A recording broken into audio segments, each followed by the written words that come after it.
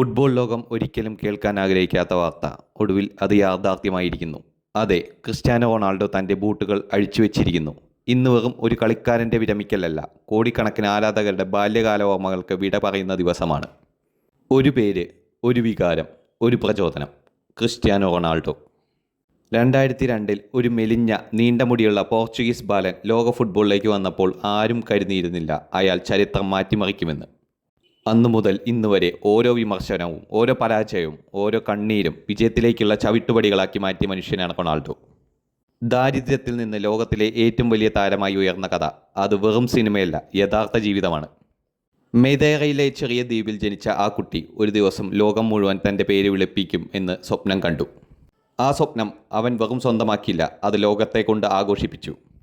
Sporting Lisbon, പിന്നീട് Manchester United, അവിടെ നിന്ന് ഒരു യുവതാരത്തെ കണ്ട് ലോക പ്രശസ്ത പരിശീലകൻ സർ അലക്സ് ഫെർഗൂസൺ ആയിരുന്നു. അദ്ദേഹം വിശ്വസിച്ചു, ലോകവും പിന്നീട് വിശ്വസിച്ചു.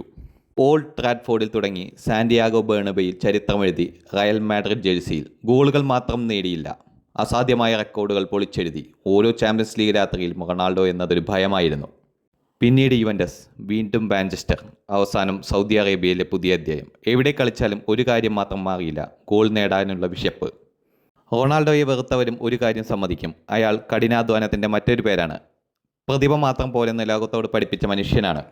ജിമ്മിൽ, ട്രെയിനിങ്ങിൽ, അച്ചടക്കത്തിൽ, സ്വയം മറികടക്കാനുള്ള പോരാട്ടത്തിൽ റൊണാൾഡോ എപ്പോഴും ഒന്നാമനായിരുന്നു. അവൻ വീണിട്ടുണ്ട്, പരാജയപ്പെട്ടിട്ടുണ്ട്, കരഞ്ഞിട്ടുണ്ട്, പക്ഷേ ഒരിക്കലും തോൽവി സമ്മതിച്ചിട്ടില്ല. അതാണ് റൊണാൾഡോ. വർഷം 2016, പോർച്ചുഗലിനൊപ്പം യൂറോ കപ്പ് ഫൈനലിൽ പരിക്കേറ്റ് പുറത്തുപോയിട്ടും ടച്ച് ലൈനിൽ നിന്ന് പരിശീലകനെ പോലെ ടീമിനെ നയിച്ച ആ നിമിഷം ഫുട്ബോൾ ചരിത്രം ഒരിക്കലും മറക്കില്ല. ലോകകപ്പ്, അതായിരുന്നു ഒരുപക്ഷെ അദ്ദേഹത്തിൻ്റെ പൂർത്തിയാകാത്ത സ്വപ്നം. എത്ര ശ്രമിച്ചിട്ടും ആ കിരീടം മാത്രം എത്തപ്പെടാനായില്ല.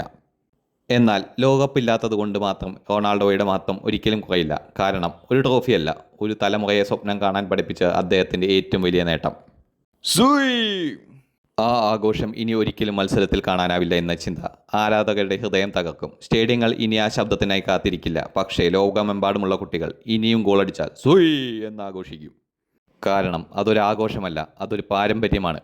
മെസ്സിയോ റൊണാൾഡോയോ എന്ന ചർച്ചകൾ ഇനിയും തുടരും. പക്ഷേ ഒരു കാര്യം എല്ലാവരും സമ്മതിക്കും, ഫുട്ബോൾ ചരിത്രത്തിലെ ഏറ്റവും വലിയ എതിരാളിത്തം സൃഷ്ടിച്ച 2 ഇതിഹാസങ്ങളിൽ ഒരാളായിരുന്നു ക്രിസ്ത്യാനോ റൊണാൾഡോ. ആ മത്സരം ഫുട്ബോളിനെ മറ്റൊരു ഉയരത്തിലെത്തിച്ചു.